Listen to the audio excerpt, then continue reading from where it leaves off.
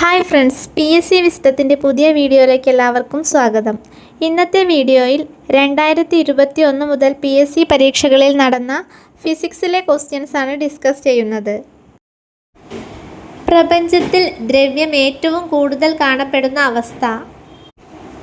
പ്ലാസ്മയാണ് പ്രപഞ്ചത്തിൽ ദ്രവ്യം ഏറ്റവും കൂടുതൽ കാണപ്പെടുന്ന അവസ്ഥ. ഊർജം അളക്കുന്നതിനുള്ള യൂണിറ്റ്. ജൂളാണ് ഊർജം അളക്കുന്നതിനുള്ള യൂണിറ്റ്. ഒരു വസ്തുവിനെ മുൻപോട്ടോ പിൻപോട്ടോ ചലിപ്പിക്കാൻ പ്രയോഗിക്കുന്ന ശക്തി.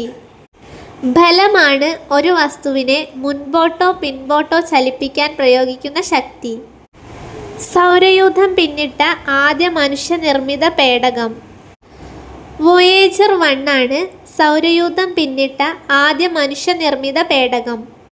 വൈദ്യുതോർജ്ജത്തെ യാന്ത്രികോർജ്ജവും താപോർജ്ജവുമാക്കി മാറ്റുന്ന ഉപകരണം.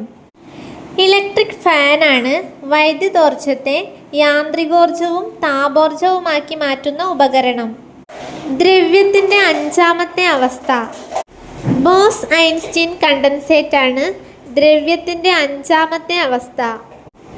സ്പ്രിംഗ് ത്രാസിൻ്റെ പ്രവർത്തനത്തിനു പിന്നിലെ അടിസ്ഥാന നിയമം. ഹൂക്സ് നിയമമാണ് സ്പ്രിംഗ് ത്രാസിൻ്റെ പ്രവർത്തനത്തിനു പിന്നിലെ അടിസ്ഥാന നിയമം. ചാന്ദ്രയാത്ര കഴിഞ്ഞ് നീൽ ആംസ്ട്രോങ്ങും കൂട്ടരും തിരികെ ഇറങ്ങിയ സമുദ്രം. പസഫിക് സമുദ്രമാണ് ചാന്ദ്രയാത്ര കഴിഞ്ഞ് നീൽ ആംസ്ട്രോങ്ങും കൂട്ടരും തിരികെ ഇറങ്ങിയ സമുദ്രം. ദ്രവ്യത്തിൻ്റെ ഒമ്പതാമത്തെ അവസ്ഥ. ജാൻ ടെല്ലർ മെറ്റലാണ് ദ്രവ്യത്തിൻ്റെ ഒമ്പതാമത്തെ അവസ്ഥ. ഒരു കോൺകേവ് ദർപ്പണത്തിൻ്റെ പോളിൽ നിന്നും മുഖ്യ ഫോക്കസിലേക്കുള്ള ദൂരം 12 സെൻറ്റിമീറ്റർ ആണെങ്കിൽ അതിൻ്റെ വക്രത ആരം എത്ര? 24 സെൻറ്റിമീറ്റർ ആണ് ഒരു കോൺകേവ് ദർപ്പണത്തിൻ്റെ പോളിൽ നിന്നും മുഖ്യ ഫോക്കസിലേക്കുള്ള ദൂരം 12 സെൻറ്റിമീറ്റർ ആണെങ്കിൽ അതിൻ്റെ വക്രത ആരം. മനുഷ്യനെ ബഹിരാകാശത്തെത്തിക്കാനുള്ള ഇന്ത്യയുടെ ദൗത്യം ഏത്?